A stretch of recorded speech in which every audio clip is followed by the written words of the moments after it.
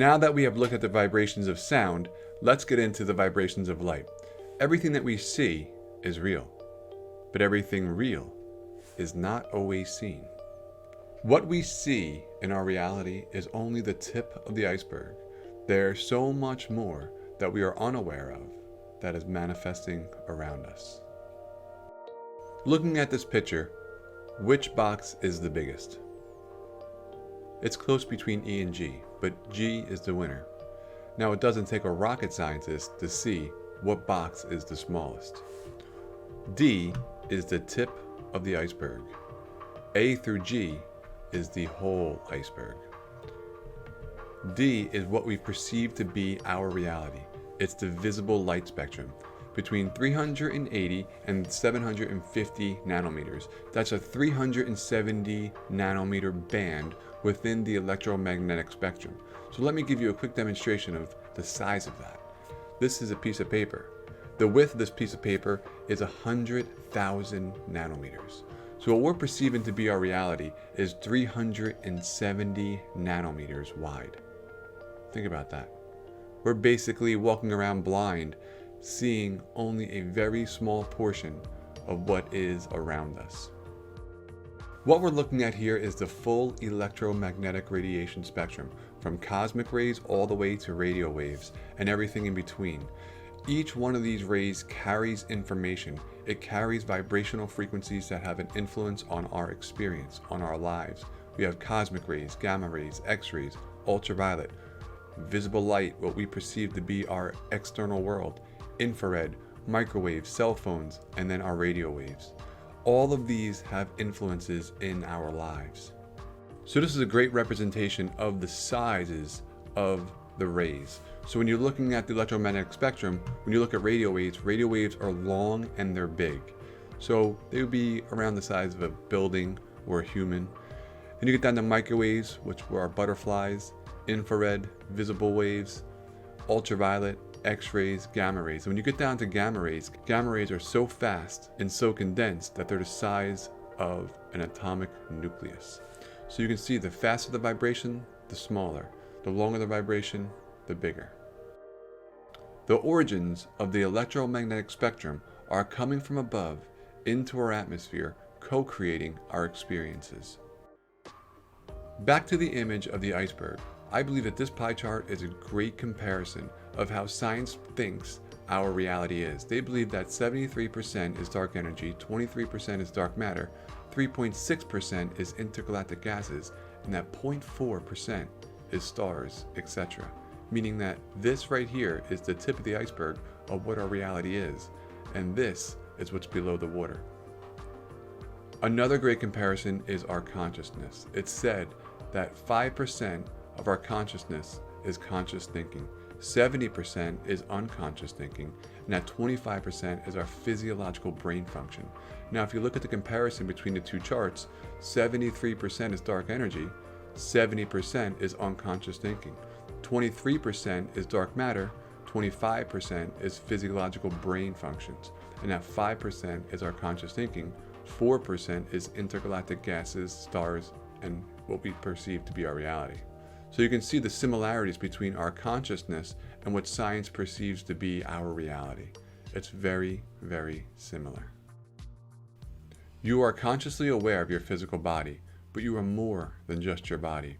Your consciousness is not in your body is in your consciousness. Going back to the understanding of the electromagnetic spectrum, our physical bodies are functioning in a very narrow band called the visible light spectrum. There's so much more to us than just the visible light spectrum that we can now start to tap into once we understand that it's there. Remember, what we're conscious of is only 5% of the reality. There's 70% that's unconscious, and it's within that unconscious that all these other vibrational frequencies exist. So we have the ability to utilize them through things such as intuition. But what we're physically aware of is what we term our physical body. Have you ever had someone look at you from behind and you're like, I feel like somebody's looking at me. You turn around and there's someone like staring at you. How would you know that if there was not a connection between you and that person? Some kind of vibrational field connection for you to have that experience. showing you that your consciousness is not in your physical body. Your consciousness is in the field that is you here and that is around you. So our senses move outside of our body. They're not just contained within us. This information came to me a few years back through a meditation. Once I awoke from meditation, I created this diagram.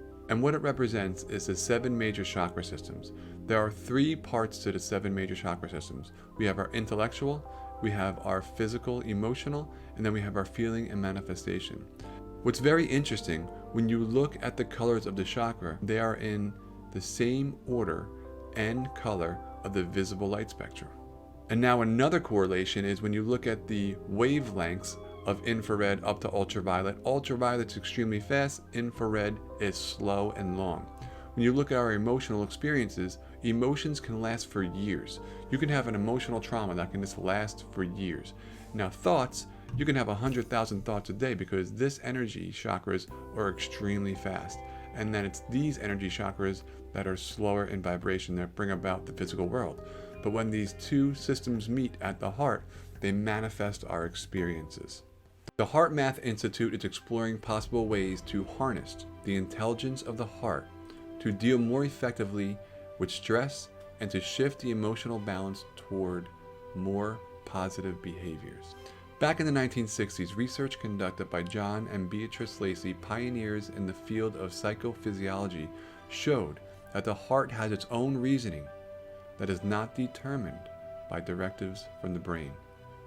The heart-brain is equipped with some 40,000 neurons, showing us that the heart itself has its own intelligence, has its own mind, its own brain, its own center. Your gut has a mind of its own, the second brain.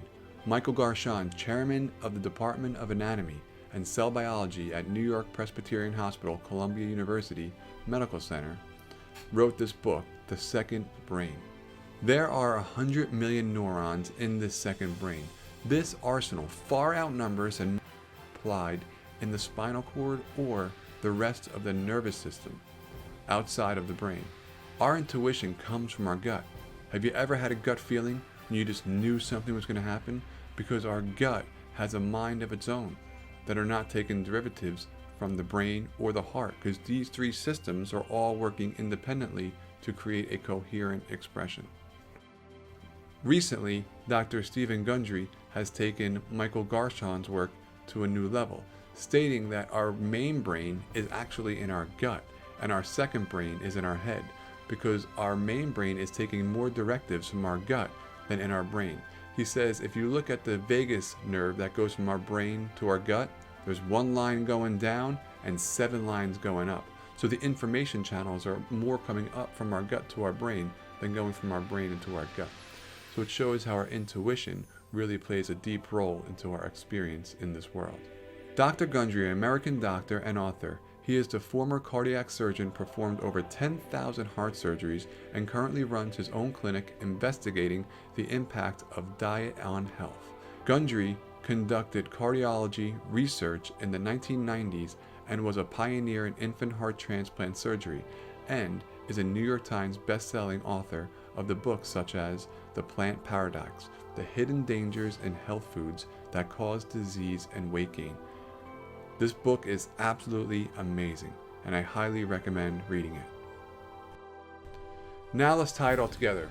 Looking at the 7 major chakras, you can see here on the right that each chakra has its own quality.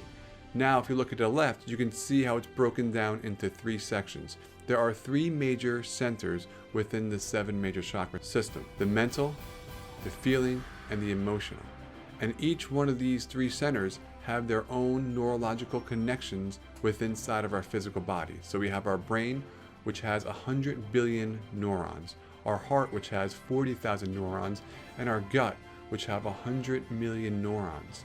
Each one of these centers is how we experience our reality. Now when we tie them all together, we have a thing called coherence. And when we have coherence, it's much easier to manifest. So if you look at the sun, there's arrows coming down. These arrows coming down are going through the 3 top chakras meeting at the heart. Now if you look at the earth, there's arrows coming up from the earth, going through the bottom 3 chakras, meeting at the heart. So what it's showing is our thoughts and our emotions meet at our heart. What comes first though is our thoughts. First we have a thought, then we tie an emotion to that thought, and then we have the experience. So it's stated that we have between 60 and 80,000 thoughts a day. But we don't attach any emotions to those thoughts, therefore they go right through us. But once we have a thought that we tie an emotion to, we then make that our reality. For instance, there could be no immediate danger in your area, but yet you can have a thought that something is going wrong, and then all of a sudden you have an emotional attachment of fear attached to that thought. You start to sweat, you start to get nervous, you start getting up and looking around. That's because your emotion is then attached to that thought, which then becomes an experience, a feeling, a manifestation. So thoughts come first, emotions come next, then we attach a feeling. Brainwaves and our state of mind. So our mind has a vibrational frequency within it. So we have gamma, beta, alpha, theta, and delta. When our minds are in these specific wavelengths, they give us sensations inside of our body. So we have gamma, which is above 40 hertz. So that's 40 cycles per second. The insight wave associated with burst of insight and high-level information processing. Then we have beta, between 14 and 40 hertz. The awakened consciousness and reasoning wave associated with normal waking consciousness, heightened state of alertness, logic, and critical reasoning. Then we have the alpha wave, 7.5 to 14 hertz, the deep relaxation wave associated with deep relaxation, light meditation, daydreaming. Theta, 4 to 7.5 hertz, the light meditation and sleeping wave associated with deep meditation, light sleep, REM dream state. And then we have delta, 0.5 to 4 hertz, the deep sleep wave associated with deep, dreamless, transcendental meditation where awareness is fully detached. So out of these 5 states of mind, what I really want to focus on is alpha. Alpha is where the magic happens, because alpha is where the conscious mind and the subconscious are in communication. The subconscious mind is the location where you have the ability to bring in suggestions to make lasting changes in your life. So if you look at hypnotherapy or a hypnotist, what they do is they put you in trance. Trance starts at the alpha state. Once you go into trance, what's happening is you're putting your conscious mind aside and opening up fully your subconscious mind. So the hypnotist can then go in and add suggestions into your subconscious mind where your conscious mind is going to act upon them extremely quickly. Otherwise, what would happen is if you wanted to put something into your subconscious mind, you have to repeat. And after 28 days of repeating something, you create what we call a habit. This habit is an implant into your subconscious mind, which then allows you to do something without consciously thinking of it. Think about riding a bike for the first time.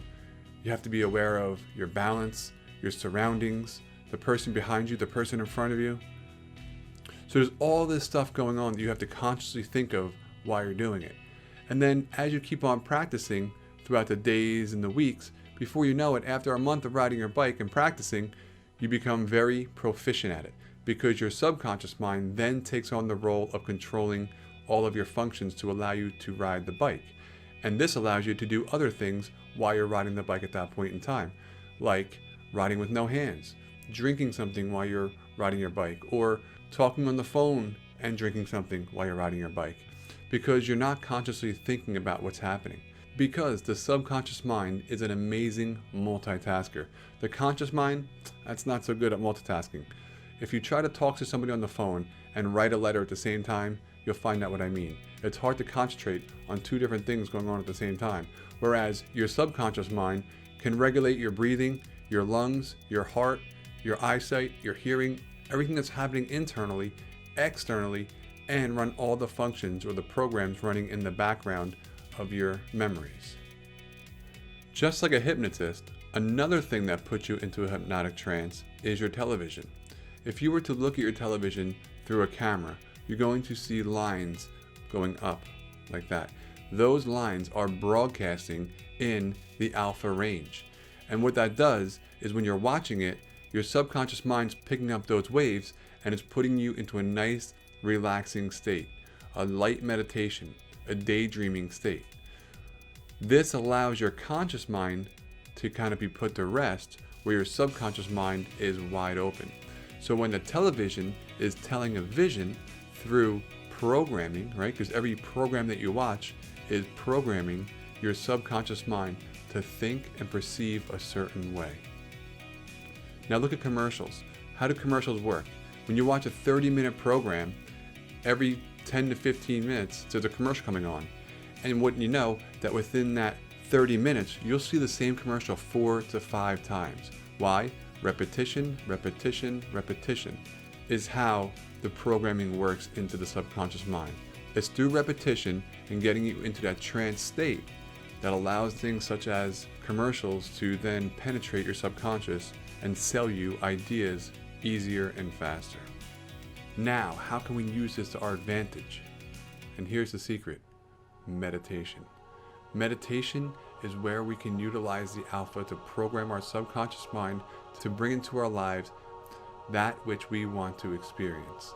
For instance, if I want to become stronger, if I want to become healthier, if I want to become more wealthier, if I want to become more abundant, what I have to do is visualize, right? Thought first, visualize that experience in my meditation, and then draw upon an emotion in the experience.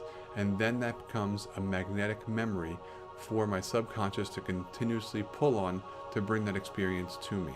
So the more repetitive we can become with our associative thoughts of what we want to experience and how the emotion to tie into that, the faster the experience will come into existence for us. So it's through our meditations and through our continual repetition of thinking positively and thinking about what we want and not what we don't want. Because when we think about what we don't want, we're really drawing that to us, right? What you resist, persist. So we have to start thinking in terms of what we want. And if a thought comes to our mind of what we don't want, stop it and reset and focus on what you do want. It's going to take some time to adjust, but when you have something that comes to your mind, say, I don't want that, stop. Reset and say, I want this. So the more you focus on what you want, the faster it comes into your reality. So meditation is a beautiful way to access the subconscious mind through the alpha waves. So once you start tapping into alpha, you can get into theta and even delta. So if you look at delta, delta is transcendental meditation, where awareness is fully detached. Now for beginners, you don't want to start there because you'll never get there. Start with the basics. Start with basic breathing exercises. I'm going to add a lot of exercises into this course that you can utilize throughout the week. Start with the basics and repeat, repeat, repeat, and watch what manifests in your life. It's absolutely amazing and it's extremely quick, but you have to be consciously aware of it.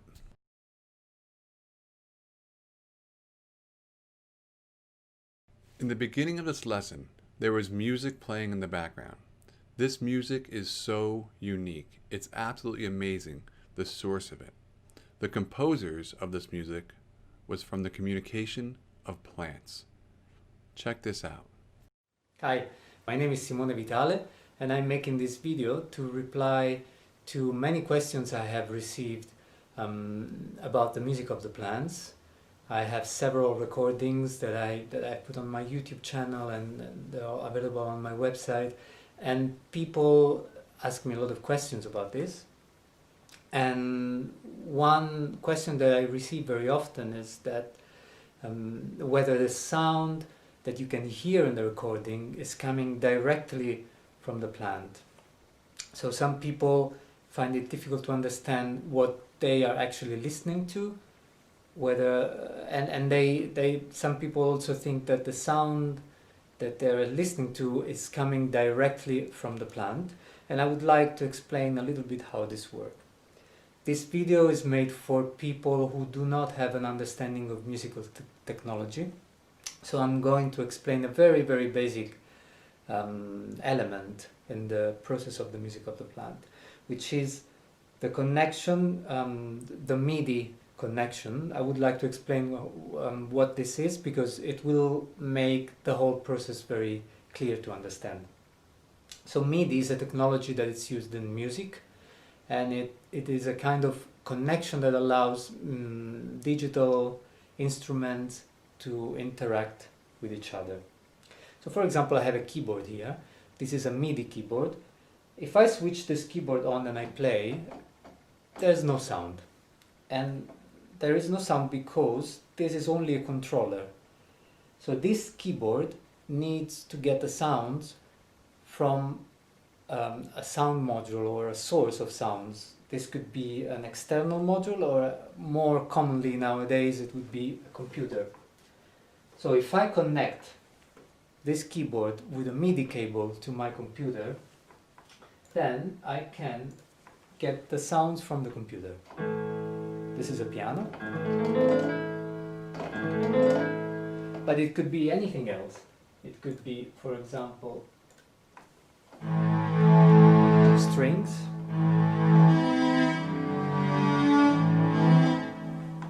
So all the sounds I would like to use are in the computer, and I can just assign the sounds to the keyboard. And for example, I can also create more synthesizer sounds.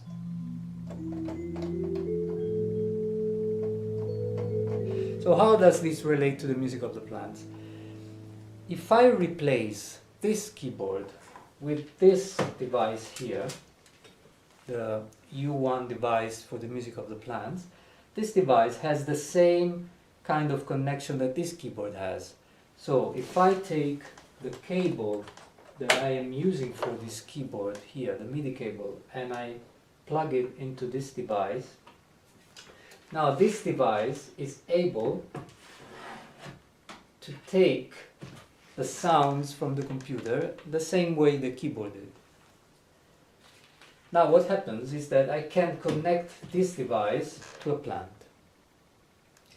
and the device will detect changes in the electric potential between the roots and the leaves of the plant, and will translate these signals into a MIDI kind of signals that can be read by the computer. The computer can put a sound to these electrical variations happening in the plant. So these are the two electrodes that are used to connect the U1 device to the plant. This one goes to the roots and this one goes to the leaf. So if I plug this electrode here in the soil very delicately, and I put it close to the roots of the plant, and I place this other one here on the leaf, and then I switch the device on, and now the device is adjusting and reading the electricity coming from the plant, and it's already transmitting the signal to the MIDI cable and to the computer to get the sound. So what I was doing before with the keyboard, now the plant is doing basically the same, and it's using this device as if it was a keyboard.